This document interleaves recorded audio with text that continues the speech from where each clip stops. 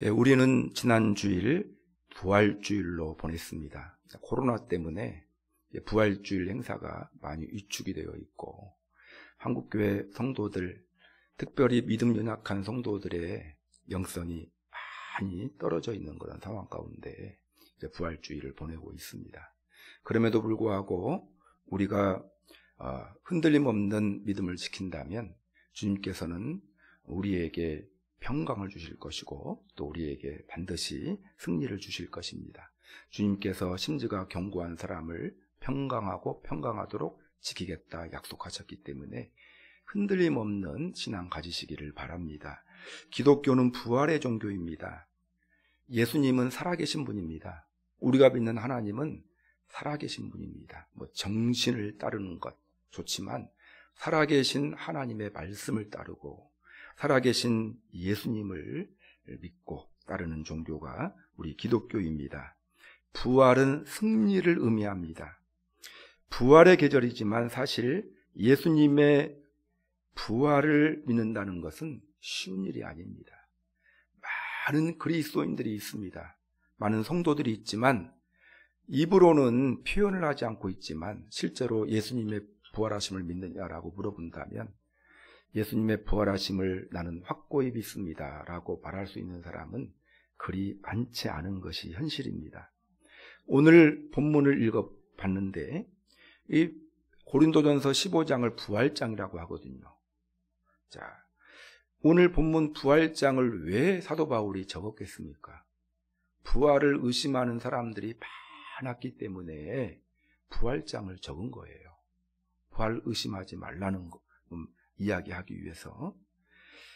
12절 말씀 오늘 읽었는데 같이 한번 읽어보겠습니다. 시작. 그리스도께서 죽은 자 가운데서 다시 살아나셨다 전파되었거늘 너희 중에서 어떤 사람들은 어찌하여 죽은 자 가운데서 부활이 없다 하느냐. 이 말을 보면은요, 그리스도께서 죽은 자 가운데서 다시 살아나셨다 전파되었거늘 너희 중에서 어떤 사람들은, 이 너희는 누구를 말합니까? 성도, 고린도 교회에 보낸 편지예요. 예수님 믿는 성도들 중에 어떤 사람들은 어찌하여 죽은 자 가운데 부활이 없다 하느냐. 부활을 부정하고 불신하는 사람들이 있다라는 거예요. 왜 그러느냐 라는 것입니다. 고린도 지방은 이방 지역이었어요. 당시는 교통, 통신, 미디어가 발달하지 못한 시대였습니다. 예수님은 팔레스틴의 예루살렘에서 십자가에 못 박혀 죽으시고 부활하셨거든요. 근데 이 당시에 고린도 지역까지는 상당히 먼 거리죠. 그래서 예수님의 부활을 고린도에 살면서 직접 목격한 사람은 별로 없었을 것입니다.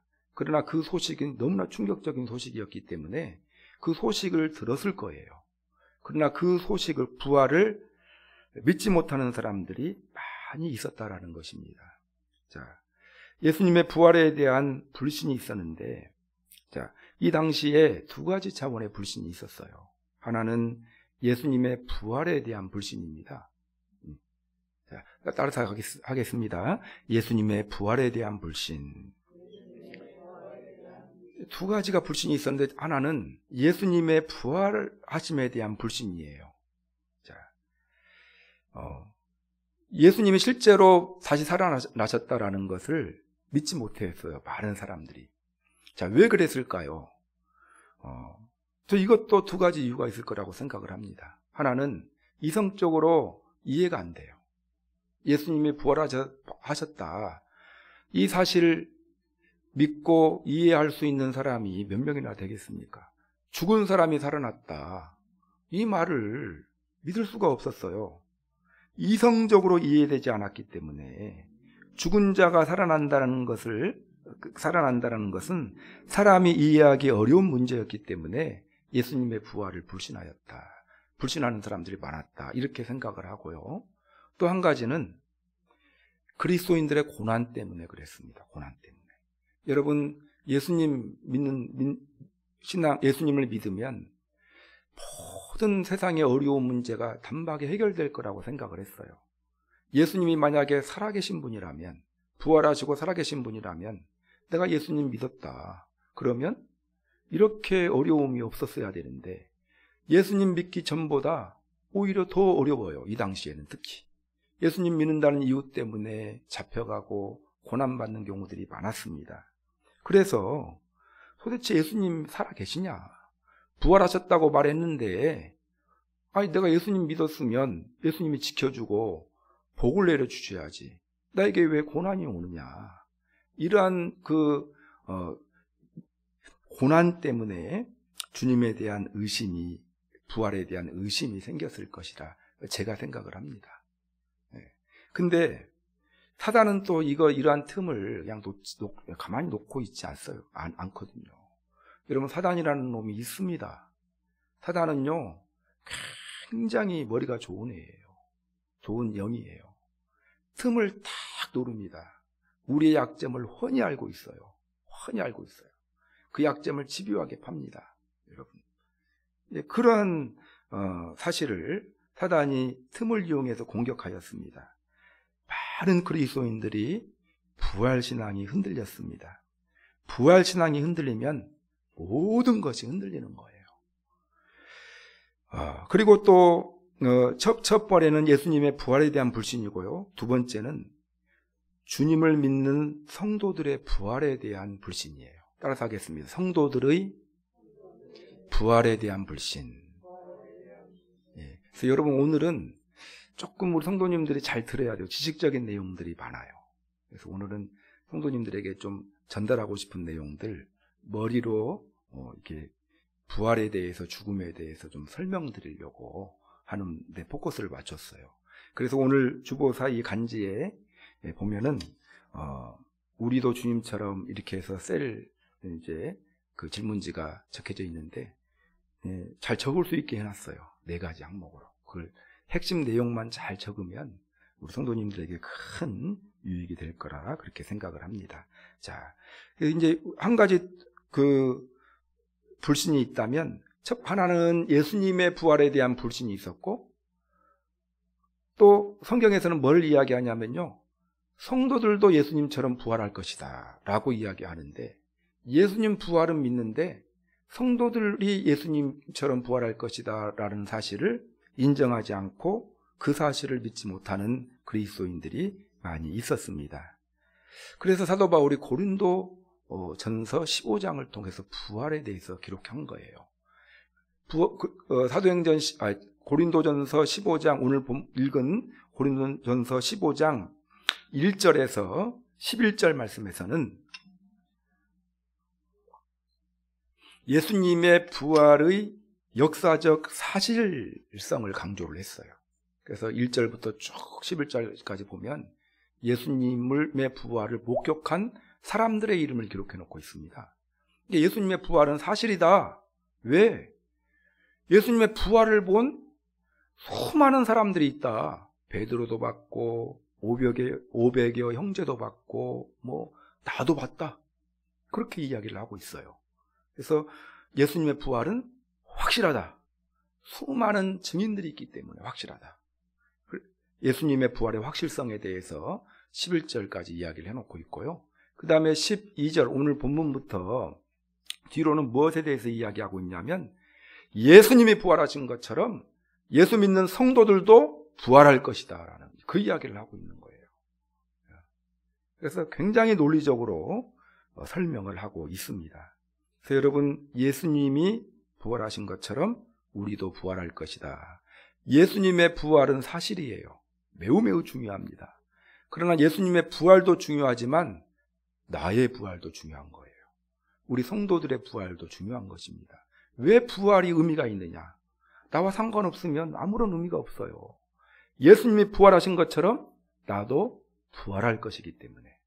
그래서 예수님의 부활을 믿는 믿음도 가져야 되지만 예수님이 부활하신 것처럼 나도 부활할 것이다 라는 그 믿음을 우리들이 가져야 됩니다. 이 자리에 계신 성도님들은 다 부활하게 되어져 있어요. 예수님이 재림하시는 날 예수님이 부활하신 것처럼 부활합니다. 그래서 그것이 성경에서 말하고 있는 바예요. 제 이야기가 아니라 성경에서 전반적으로 말하고 있는 이야기입니다. 오늘 본문 20절 말씀을 한 목소리로 한번 읽어보겠습니다. 시작. 그러나 이제 그리스도께서 죽은 자 가운데서 다시 살아나사 잠자는 자들의 첫 열매가 되셨도다. 여기서 잠자는 자들은 죽은 자를 말해요. 성경에서는 예수님 믿고 죽은 사람을 죽었다고 표현하지 않습니다. 잠잔다고 표현합니다. 다 잠잔다. 그래서 예수님께서 죽은 자 가운데서 다시 살아나셔서 부활하셔서 모든 잠자는 자, 예수님 믿고 죽어 있는 자들에게 첫 열매가 되셨다라고 그렇게 이야기를 해요. 이 말은 제가 여러 번 말씀드렸죠. 첫 열매라는 것은 무엇을 의미한다고요? 두 번째, 세 번째, 네 번째 뒤이어서 열매가 있을 거라는 거예요. 예수님의 부활은 부활로 끝이 아니에요. 부활은 첫 열매고 우리가 그 뒤를 이어서 예수님처럼 부활하게 될 것이다 라는 것을 암시하고 있고, 오늘 사도 바울은 논리적연하게 한번 집에 가서 차근차근 읽어보세요. 굉장히 논리적연하게 58절 말씀까지 쭉 그 내용을 기록을 해놓고 있습니다. 자, 21절을 한번 읽어보겠습니다. 시작. 사망이 한 사람으로 말미암았으니 죽은 자의 부활도 한 사람으로 말미암는도다. 원래 태초에 하나님이 인간을 창조하셨을 때 사람은 죽지 않게 창조되었어요. 죽지 않도록. 근데 사망이 들어왔어요. 누구로부터? 아담으로부터 들어왔어요. 아담이 타락함으로 말미암아 모든 사람들은 다 죽게 되었다라는 거예요. 마찬가지로 죽은 자의 부활도 한 사람으로 말미암는도다. 이 한 사람은 누구를 말합니까? 예수님을 말해요.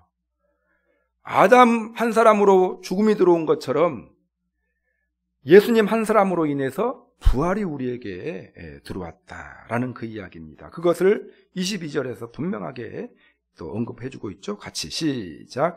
아담 안에서 모든 사람이 죽은 것 같이 그리스도 안에서 모든 사람이 삶을 얻으리라. 예수님이 부활하신 것처럼 우리도 부활하게 될 것이다 라고 말하고 있는 거예요. 그래서 부활신앙을 가지라는 것입니다. 예수님의 부활하심은 확실하고 예수님이 부활하신 것처럼 우리도 반드시 부활할 것이다 라는 그 부활에 대한 확실한 신앙을 가지라. 부활할 것을 확신하라는 그 말을 강조하고 있습니다. 간단하게 오늘 말씀을 한번 생각해 보면요. 13절 보면 만일 죽은 자의 부활이 없으면 그리스도도 다시 살아나지 못하였으리라. 죽은 자의 부활, 즉 우리가 예수님처럼 부활할 일이 없다면 예수님도 부활 안 하셨을 거라는 거예요. 예수님이 왜 부활했느냐? 우리도 예수님처럼 부활하게 하려고 예수님이 부활하셨다. 13절의 그 내용입니다. 14절을 보면 그리스도께서 만일 다시 살아나지 못하셨으면 우리가 전파하는 것도 헛것이요 또 너희의 믿음도 헛것이며, 만약 예수님이 부활하시지 않았다면 우리는 지금 헛일하고 있는 거다. 말을 좋게 해서 그러는 하고 있는데 좀 말을 혈구단상해서 말을 표현 안 할게요. 우리는 지금 뭐 하고 있는 것이다. 헛땡땡하고 있는 것이다 라는 그 이야기인 것입니다. 15절을 보면 또 우리가 하나님의 거짓 증인으로 발견되리니, 이게 예수님이 부활하지 않았다면 우리는 거짓 증인이라는 거예요. 우리가 하나님이 그리스도를 다시 살리셨다고 증언하는 것 때문에 거짓 증인이 될 것이고, 만일 죽은 자가 다시 살아난 일이 없으면, 성도들의 부활이 없으면 하나님이 그리스도를 다시 살리지 아니하셨으리라. 다시 반복하고 있는 거예요. 이게 성도들의 부활을 위해서 예수님이 부활하셨다라는 그 이야기를 강조하고 있습니다. 17절에 보면 그리스도께서 다시 살아나신 일이 없으면 너희 믿음도 헛되고 너희가 여전히 죄 가운데 있을 것이요. 18절 또한 그리스도 안에서 잠자는 자도 망하였다. 예수님 믿고 우리 이 당시에 순교자들이 많았거든요. 둘 중에 하나를 선택했습니다. 둘 다 선택하면 좋았을 텐데, 이 세상에서의 행복도 선택하고 또 천국도 선택하고 두 가지를 다 살면 좋은데 두 가지를 선택하기가 할 수 없었어요. 그래서 천국을 선택하고 부활, 그 천국에서 주님과 함께 부활한 몸으로 영생토록 사는 것을 선택을 했어요. 이 세상에서의 핍박을 감내하고 이런 사람들은 다 망하였다. 그 이야기를 지금 하는 것입니다. 19절에 보면 만일 그리스도 안에서 우리가 바라는 것이 다만 이 세상의 삶뿐이면 모든 사람 가운데 우리가 더욱 불쌍한 자리라. 그래서 여러분, 천국이 없으면, 성도의 부활이 없으면 이 세상에서 가장 불쌍한 사람들은 누굽니까? 여기 앉아있는 여러분들이에요. 다 불쌍해요. 지금 피곤한 몸을 가서 그냥 어서 잠이나 자면 남기라도 하죠. 얼마나 불쌍해요. 부활이 없으면 여기 앉아있는 여러분들처럼 불쌍한 사람이 없어요. 헌금도 하고 뭣도 하고 다 하잖아요. 그것이 아무런 소용이 없다라는 거예요. 이건 역설적인 표현이에요. 그만큼 부활이 확실하다라는 거예요. 여러분, 그 이야기를 사도 바울이 하고 있습니다. 20절을 보면 그러나 이제 그리스도께서 죽은 자 가운데서 다시 살아나사 잠자는 자들의 첫 열매가 되셨도다. 우리는 불쌍한 자가 아니다라는 거예요. 왜? 예수님이 부활하셨고 부활을 지켜본 사람들이 실제로 엄청나게 존재하고 우리도 예수님처럼 부활하게 될 것이기 때문에 염려하지 말라는 것입니다. 확신 속에서. 그래서 예수님이 부활하셨고 우리도 첫 열매신 예수님의 뒤를 이어 부활할 것이다. 그래서 여러분, 부활에 대한 믿음은 두 가지를 믿어야 돼요. 하나는 예수님의 부활, 또 하나는 성도의 부활. 이 두 가지를 똑같이 믿어야 되는 것입니다. 자, 이제 이거를 오늘 본문을 통해서 설명을 드렸고, 몇 가지 여러분들이 꼭 알아두어야 될 관심사에 대해서 말씀을 드리겠습니다. 여러분, 사람이 죽으면 어떻게 되겠습니까? 우리는 부활할 것이다 이렇게 믿잖아요. 이 세상에 사람들 다 죽음 이후의 삶에 관심이 있어요. 나는 관심 없다라고 말하는데 그 말은 거짓말이고요. 다 관심이 있어요. 이 죽음 이후의 삶에 대한, 사람이 죽으면 어떻게 될까요? 라는 그 질문에 대한 대답을 네 가지로 요약해 볼 수가 있습니다. 하나는 불가지론이에요. 불가지론. 따라서 하겠습니다. 불가지론. 불가지론. 이 뭐냐면 잘 모르겠다라는 태도입니다. 대표적인 종교가 유교예요. 유교. 공자가 죽음에 대해서 뭐라고 대답했냐면, 사람이 사는 것도 모르는데 죽는 것을 어떻게 알겠느냐. 불가지론이에요. 대부분의 사람들이 죽음 이후에 세계가 어떨 것 같습니까? 당신은 죽음 이후에 어떤 삶을 살 것 같습니까? 물어보면 몰라요. 왜 그걸 물어봐요? 내가 나도 누군지 모르고 이 세상 한 치 앞을 모르는데 어떻게 알아요? 이것이 이제 불가지론이에요. 첫 번째. 두 번째는요, 영혼 불멸설입니다. 따라서 하겠습니다. 영혼 불멸설. 사람은 육과 영혼으로 구성되어져 있다라고 주장을 합니다. 성경에서도 그렇게 이야기하죠. 영과 육으로 이루어져 있다. 그래서 몸은 죽으면 없어져요. 몸은 썩어져서. 근데 영혼은 죽지 않는다는 거예요. 영혼은 멸망하지 않는다. 영혼은 영원토록 산다. 이제 그 헬라 철학자들, 헬라 철학자들 중에서 이런 이야기를 많이 합니다. 플라톤이라는 사람이 강하게 주장을 하죠. 영혼 불멸설. 몸은 죽지만 영혼은 살아있다. 이렇게 이것을 믿는 사람도 굉장히 많아요. 그리스도인들 중에. 영혼 불멸설을 믿는 사람이 많습니다. 세 번째는요, 불로장생설이에요. 불로장생설. 불로장생하면 생각나는 사람이 있죠. 진시황 생각나죠. 불로초를 구하려고. 육체와 영혼은 모두 죽지 않는다라는 죽지 않는다고 주장하는데, 대표적으로 도교 사상에 이제 이런 사상을 가지고 있습니다. 도를 닦아 도인을 지나 신선이 되자. 신선이 되면 죽음을 면할 수 있다. 그렇게 주장하는데 그걸 믿는 사람은 많지 않죠. 네 번째는요, 불교에서 주장하는 윤회설입니다. 윤회설. 윤회설 많이 들어보셨죠? 전생이 있다라는 거예요. 이제 여러분들은 지금 제가 윤회설을 많이 읽진 그 전문 지식은 갖고 있지 않지만 참 상식적으로 알고 있는 지식을 가지고 말씀드리면 전생에 대단한 일을 하신 분들이에요. 지금 사람으로 태어났다라는 것이. 모든 인간은 다 귀해요. 이제 우리 기독교에서 인간의 존엄성은 하나님의 형상대로 지음받았기 때문에 인간은 귀하다 이렇게 이야기하거든요. 근데 윤회설 입장에서는 뭐예요? 왜 인간은 귀하냐면 전생에 대단한 그런 일을 했기 때문에, 인간으로 태어났기 때문에 인간은 귀하다. 그거 아니겠어요? 윤회설. 그래서 이 인생에서 잘못된 삶을 살면 내생에 이제 어떤 삶을 삽니까? 아주 뭐 이물로 태어나가지고 고생한다. 뭐 그런 이야기죠.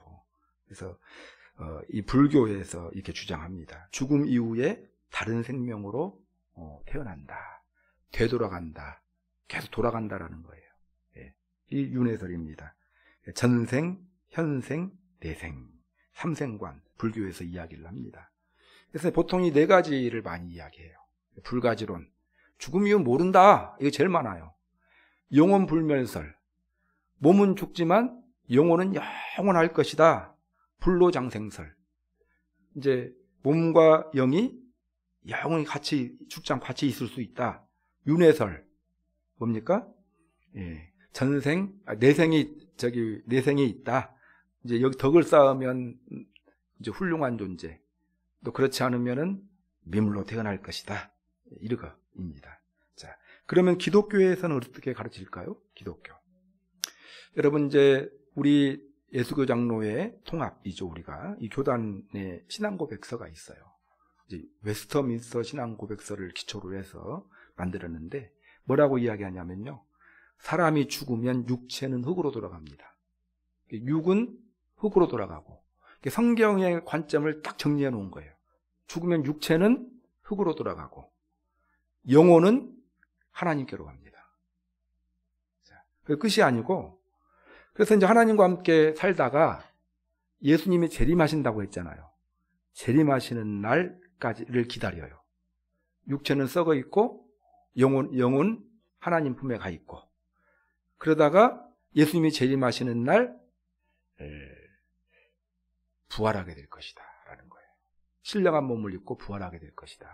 그래서 예수님 믿는 사람들은 이제 두 가지를 이야기해요. 그러니까 예수님 믿지 않고 죽은 사람들은 몸은 흙으로 가고 영은 음부로 간다고 이야기를 해요. 음부.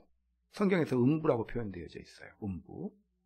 그리고 예수님 믿고 죽은 사람들은 몸은 흙으로 가고 영은 낙원이라는 곳에 가요. 낙원. 성경에서 내가 함께 오늘 나와 낙원에 있으리라 이렇게 이야기했죠. 낙원이라는 표현을 많이 해요. 낙원. 그렇게 있다가 예수님이 재림하시면 몸이 부활을 해요. 몸이 부활해가지고 그 부활한 몸으로 예수님 믿지 않는 사람들은 지옥으로 가고, 주님을 믿는 사람들은 천국에서 영원히 산다. 이렇게 이야기를 하는 것이 성경에서 말하고 있는 그런 사후관이 되겠습니다. 자, 이해하셨죠? 이게 물어보면 이 성경에 표현된 대로 그 안에서 우리가 이해하는 것이 가장 바람직하거든요. 가장 바람직한 해석 같아요. 저도 인정을 하고. 그래서 기독교인들은 어떤 생각을 가져야 됩니까?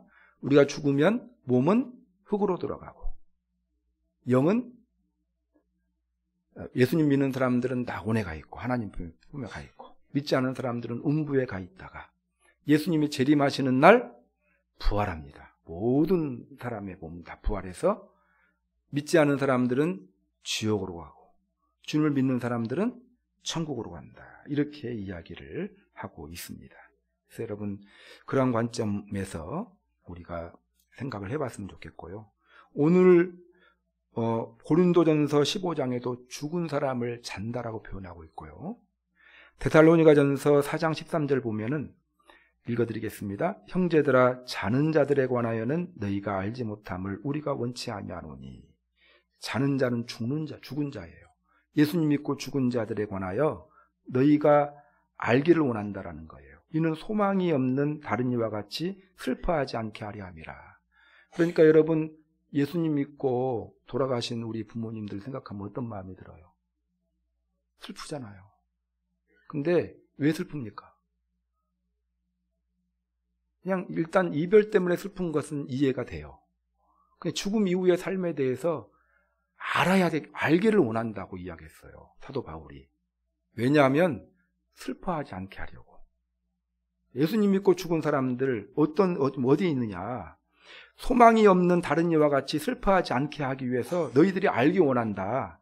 그러면서 데살로니가 전서 4장 14절에 보면 우리가 예수께서 죽으셨다가 다시 살아나심을 믿을진대 이와 같이 예수 안에서 자는 자들도 하나님이 그와 함께 데리고 오시리라. 예수님 믿는 사람들은 지금 어디 있어요? 하나님 품에 있다라는 거예요. 그리고 언제 예수님이 재림하실 때 우리가 부활하여 만나게 될 것이다. 그 이야기하고 있는 거예요. 그러니까 뭐 하지 말라고요? 슬퍼하지 말라. 어떤 사람들처럼, 소망 없는 사람처럼, 믿음 없는 사람들은 슬퍼해요. 다시 만날 기약이 없기 때문에. 그러나 주님 믿는 사람들은 잠깐 자는 거예요.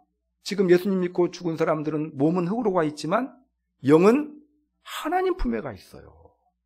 지금 이 세상보다 더 좋은 곳에 가 있다라는 거예요.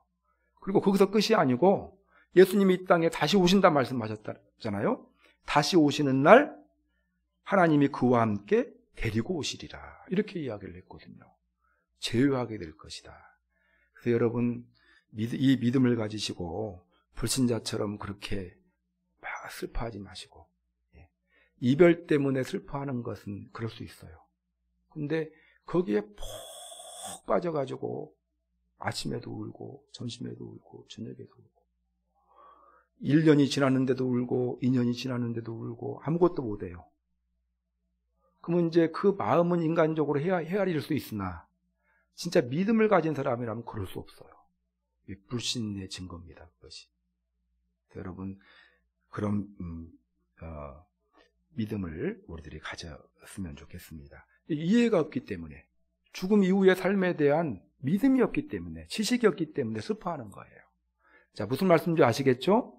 우리 소망 없는 자처럼 그렇게 살지 마시고 죽음 이후에 지금 주님 믿고 돌아가신 분들은 어디 계셔요? 하나님과 함께 낙원에 계셔요. 그리고 우리는 다시 만나게 될 것을 소망하시기를 바랍니다. 자, 그러면 이제 그래서 그렇게 생각을 하시면 되겠고요.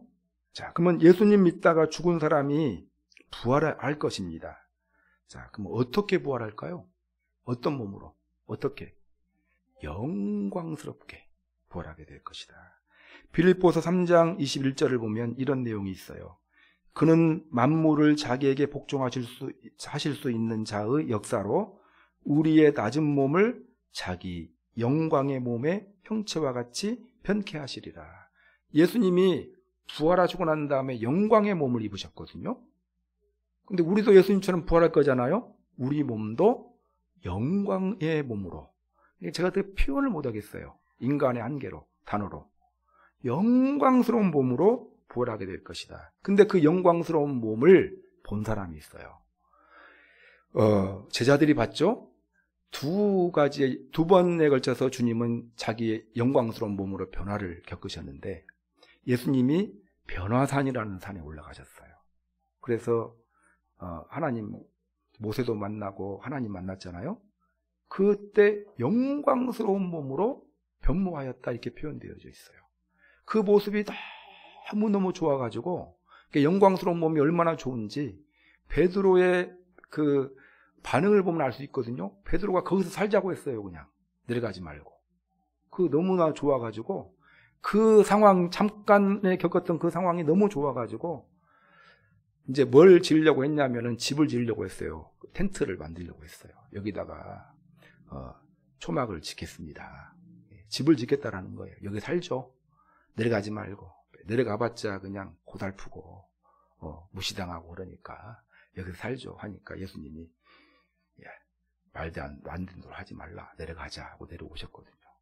너무 좋아가지고 제가 이 정도밖에 표현을 못 하겠어요, 여러분. 장차 우리가 그렇게 변화를 하게 됩니다. 예수님이 영광스러운 몸으로 변화한 것처럼 우리도 영광스럽게 변화하게 될 것이다. 또 부활하신 예수님의 몸을 제자들이 또 영광스럽게 변화한 몸을 경험하게 되었다라는 것입니다. 그래서 이 성경을 보면 이제 이것을 세 가지의 특징, 부활한 몸을 세 가지로 의 특징을 가지고 있다고 정리를 해볼 수가 있어요. 첫 번째는 죽지 않는 몸입니다. 따라서 하겠습니다. 죽지 않는 몸. 자, 예수님이 재림하시면 우리가 부활한다고 했죠? 우리의 몸이 부활했어요. 이 몸은 어떤 몸이냐면 죽지 않습니다. 더 이상. 우리 건강검진 받을 때 되면 나이 좀 들어가면 항상 겁나잖아요. 혹시 암은 아닐까? 못 고치는 병이 있지는 않을까? 두렵거든요. 죽음에 대한 두려움 때문에. 그러나 부활하고 난 다음에 우리가 가지게 될 몸은 죽지 않는데요. 누가복음 20장 36절을 읽어드리겠습니다. 그들은 다시 죽을 수도 없나니 이는 천사와 동등이요. 부활한 사람들은 다시 죽을 수가 없대요. 죽음은 한 번으로 끝입니다. 부활하고 난 다음에 죽지 않습니다. 천사와 동등이요 부활의 자녀로서 하나님의 자녀다. 그래서 부활한 몸의 첫 번째 특징은 죽지 않는 몸. 두 번째 특징은 또 반복되는데요. 아까 설명드렸기 때문에 말씀만 드릴게요. 영광스러운 몸. 영광스러운 몸입니다.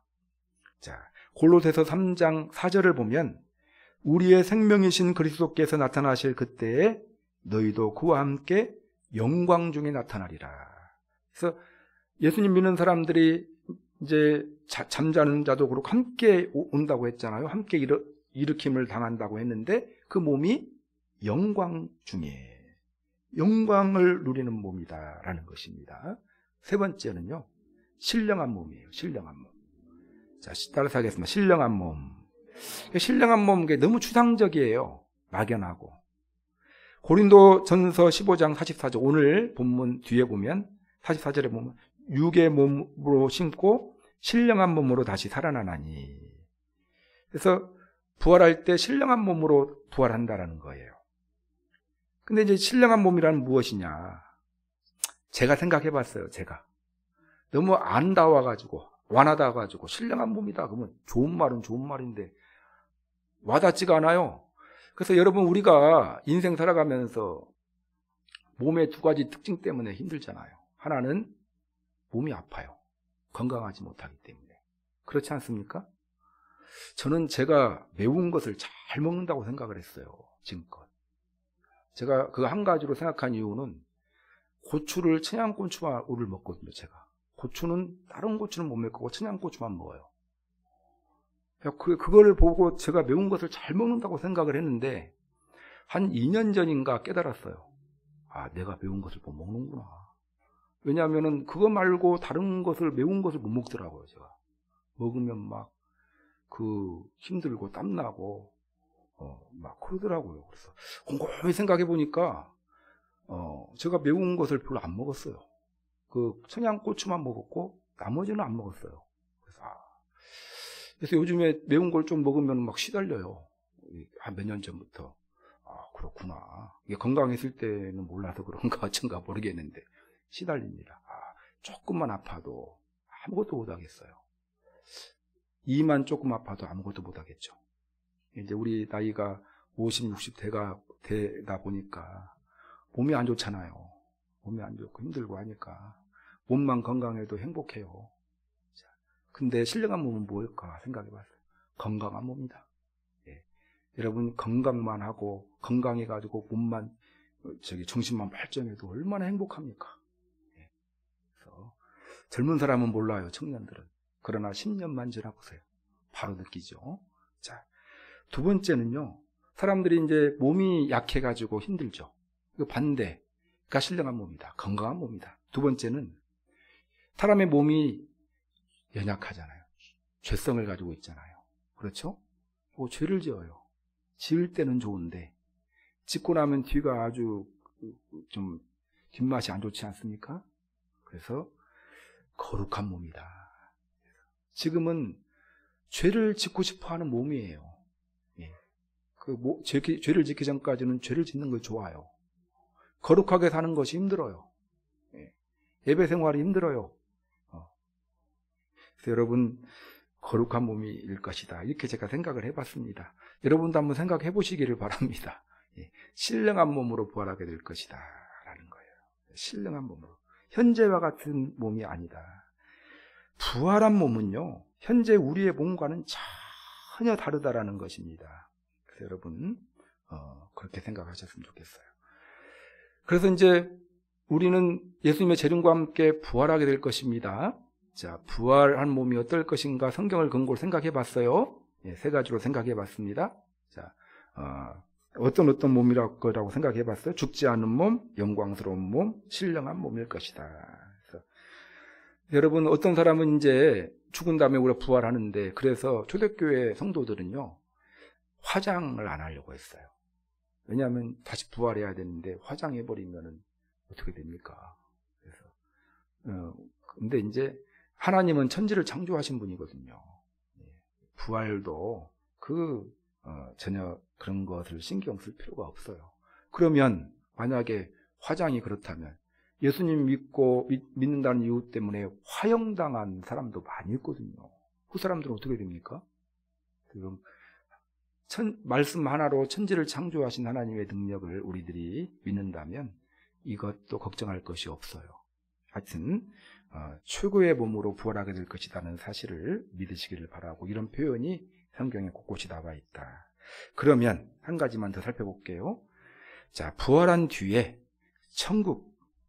천국에서 우리는 부활한 몸으로 하나님과 함께 천국에서 살 것인데, 천국은 어떤 세계가 될 것이냐 궁금하죠?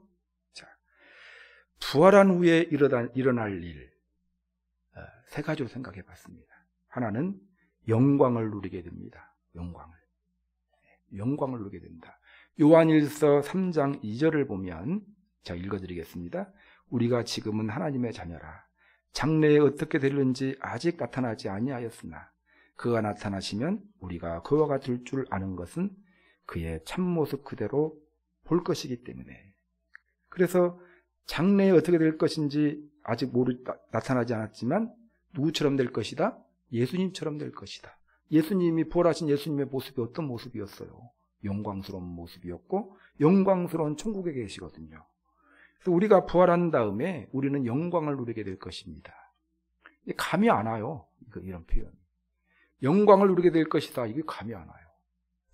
참. 그래서 이제 생각을 해봤어요. 제가 이제 마라톤 선수가 열심히 연습해가지고 세계 마라톤 경주에서 1등을 했습니다. 그래갖고 시상대에 올라가가지고 막 국가를 울리면서 방파레 울리면서 이렇게 할 때 그 감격스러운 모습 아닙니까? 참 감격스럽고 영광스러워하는 모습이잖아요. 그것보다 한 10,000배는 좋을 것이다. 이렇게 좀 느낌이 와 닿나요? 별로 안 와닿나요? 한번 생각해 보세요. 여러분들 최고로 좋았던 시절을 한번 생각해 보세요. 그것보다 훨씬 더 좋을 것이다. 그것이 영원할 것이다. 이렇게 생각해 보시면 될 것 같습니다. 슬픔이 없고요, 기쁨이 넘치는 삶입니다. 자, 두 번째. 첫 번째는 영광을 누리게 되고요, 두 번째는 보상을 받게 됩니다. 보상을 받게 됩니다. 요한계시록 21장 3절 4절 말씀 보면, 하나님은 친히 그들과 함께 계셔서 모든 눈물을 그 눈에서 닦아주시니 다시는 사망이 없고 애통하는 것이나 곡하는 것이나 아픈 것이 다시 있지 아니하리니. 하나님이 모든 눈물을 그 눈에서 닦아주실 것이다. 너희의 수고가 주 안에서 헛되지 않을 것이다. 오늘 고린도전서 15장 58절의 마지막 절에 그렇게 나와 있어요. 너희 수고가 주 안에서 헛되지 않을 것이다. 주님께서 보상해 주실 것이다 라는 것입니다. 한 사람 한 사람 만나주시고 눈물을 닦아주실 것이다. 하나님이 반드시 보상해 주시는 분임을 우리 성도님들 꼭 믿으시기를 바랍니다. 그래서 이 보상을 바라고 다윗도 열심히 내가 사망의 음침한 골짜기로 다닐지라도 해안받을 것을 두려워하지 않는 것은 주의 지팡이와 막대기가 나를 지키실 것이기 때문이요. 그 다음 절 보면요, 하나님께서 베풀어 주실 상을 바라보고 기대한다. 주님과 함께 그런 표현이 있어요. 그래서 여러분, 하나님이 반드시 보상해 주십니다. 여러분의 수고 반드시 기억하시고 보상해 주신다. 어제 제가 그걸 봤어요. 유퀴즈라는 그 TV 프로그램이 있거든요. 근데 어제 보니까 그 형사 한 20년 정도 형사 있는데 이제 강력해서 15년 있다고 있었던 형사 이야기가 나오더라고요. 근데 그 형사가 손맛이 있대요. 예. 형사를 놓을 수가 없대요. 위험한 일이지만 예. 어떤 맛이냐 했더니 다 그 범인을 검거하고 난 다음에 피해자가 고맙다고 말할 때, 그 말 들을 때 그게 너무 짜릿하고 좋답니다. 그것 때문에 형사를 한대요. 낚시를 왜 하느냐? 고기 딱 잡을 때 그 손맛 때문에 낚시한다고 하잖아요. 그 보상 때문에. 성도 여러분, 하나님이 보상해 주신다라는 것입니다. 우리 성도님들. 자, 세 번째, 영생을 누리게 됩니다. 영생을 누리게 된다. 요한계시록 2장 7절을 보면 내가 하나님의 낙원에 있는 생명의 열매를 주어 먹게 하리라. 생명나무 열매를 주어. 이 생명나무는 그 에덴 동산에도 있었거든요. 네.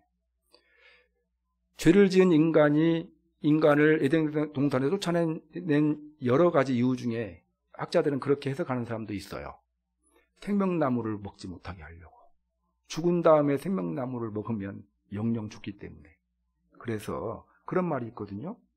예수님을 믿고 부활한 다음에 영생의 은혜를 우리들이 누리게 된다라는 것입니다. 그래서 영생을 누리게 되어져 있다. 이것이 부활 후에 우리의 삶에 대한 성경의 이야기다라는 것입니다. 이렇게 해서 간단하게 한번 정리를 해봤습니다.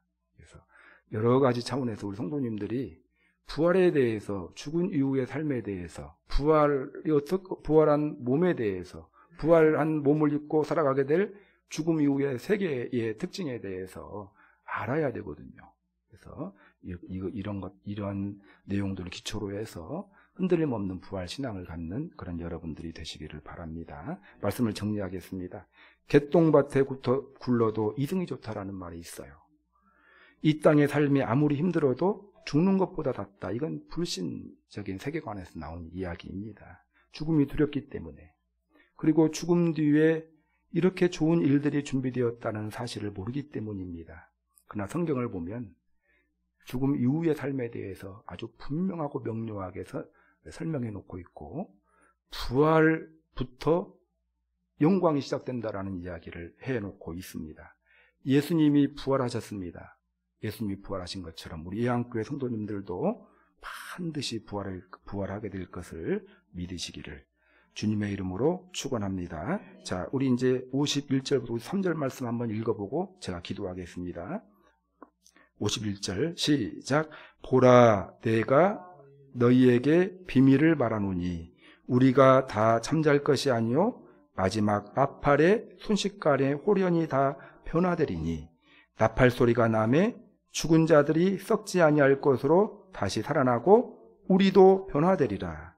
이 썩을 것이 반드시 썩지 아니할 것을 입겠고 이 죽을 것이 죽지 아니함을 입으리라. 자, 부활을 소망하고 흔들림 없는 부활 신앙 갖는 여러분들이 되시기를 주님의 이름으로 축원합니다. 살아계신 하나님, 오늘 부활에 대해서 저희들 생각해보는 시간을 가졌습니다. 죽음 이후의 삶에 대해서 많은 사람들 관심이 있고 여러 관점들이 있지만 성경에서는 죽음 이후에 우리의 몸은 흙으로 돌아가고 우리의 영은 하나님이 계시는 낙원에 있게 될 것임을 말씀하였고, 예수님이 천국 나팔 불며 재림하실 때에 신령한 몸으로 살아있는 그리스도인들은 변화가 되고, 예수님 믿고 죽은 사람들은 신령한 몸으로 부활하게 될 것임을 말씀하셨습니다.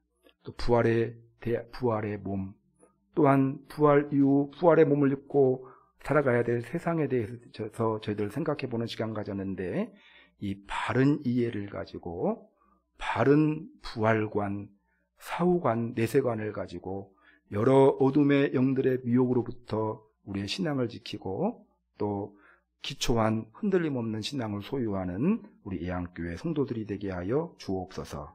예수님의 이름으로 기도드립니다. 아멘. 우리 찬송 부르겠습니다. 찬송가 171장